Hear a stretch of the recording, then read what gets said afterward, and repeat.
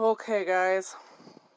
Here's a real bad one. This is a crying shame right here. This is something I cannot tolerate very well. It fills me full of rage, gets my blood boiling. Oh, my dear. Let's get into it here. Bruises all over his body.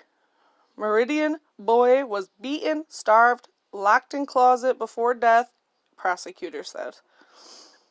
A 9-year-old boy was found lying in a Meridian apartment Tuesday with no heartbeat, covered in bruises and vomit.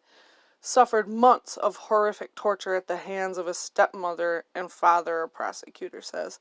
I cannot handle any more crimes like this with the parents, especially a step-parent involved. It's out of control. We have to do something. We have to change something where crimes like this just are prevented. I don't know what... This is absolutely uncalled for. This is ridiculous. The child, identified as Emrik Osuna, was pronounced dead in the pediatric ICU at St. Luke's hours later. His stepmother, 27-year-old Emrik Osuna, is charged with first-degree murder in his death. She sobbed in court Thursday afternoon as a judge detailed the charge against her. Prosecutor Tamara Kelly said that Emrik was not attending school and had no escape from his stepmother's abuse. Due to COVID, she had been working from home, and since Emrik was not in school, she essentially had access to him all day long, Kelly said. This is rotten.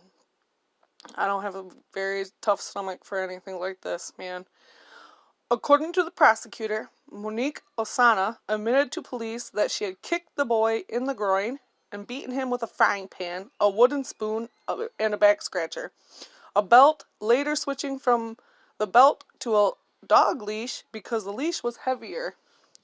In combination with his physical abuse, this defendant admitted to what is essentially torture of EO by locking him in a small closet at night to sleep, withholding food, making him do physical, strenuous punishments while she was working, Kelly said. Kelly said Emrik was forced to do jumping jacks and wall sits for long periods of time, only allowed to stop for a moment when his stepmother took a break from her work.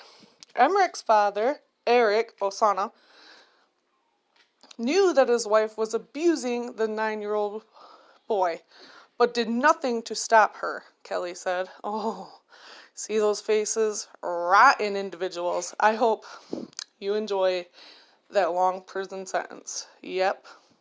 Hopefully there's a death penalty there. I don't know. Emrik Osuna told police that Emrik had been giving nothing to eat but rice and water for weeks before he died, the prosecutor argued. He admitted he did nothing to save his son, she said. Emrik Osuna is not accused of murder in the case, but is charged with a felony injury to a child, infliction of great bodily injury, and destruction of evidence. The prosecution says that after dialing 911, the boy's father took down nanny cameras inside the house and gave them to someone else to hide. What a jerk. Police have recovered those cameras. Ha! She said. There is also evidence that the couple waited to call for help as Emrik lay dying, Kelly said. At around 5 p.m. Thursday, according to investigators, Emrik Osuna texted his wife that they needed to take the boy to the hospital, signaling that he knew the child was badly hurt. I'm gonna cry.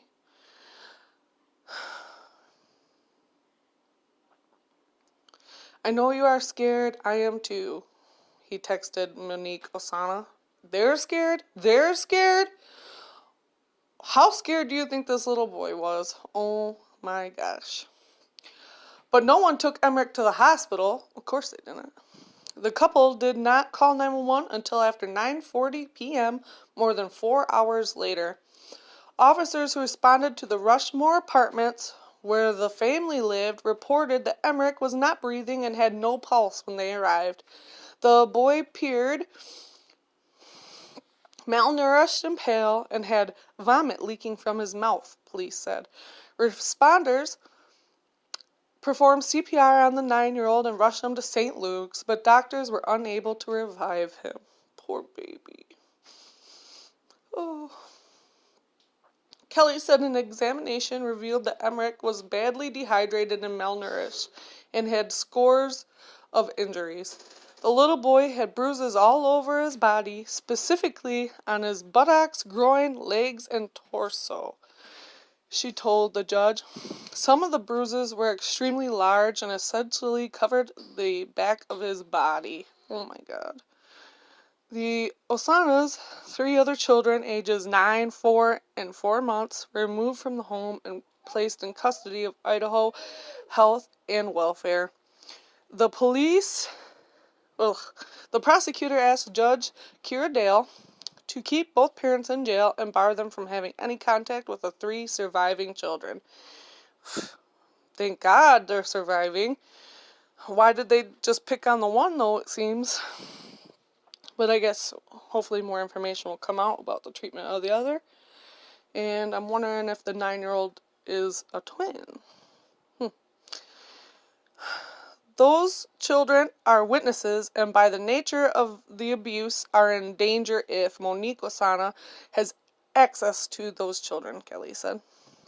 In addition, she argued Emrik Osuna should be considered a flight risk, noting that he is in the U.S. illegally, is unemployed, and has few family ties or connections to Idaho. My Lord.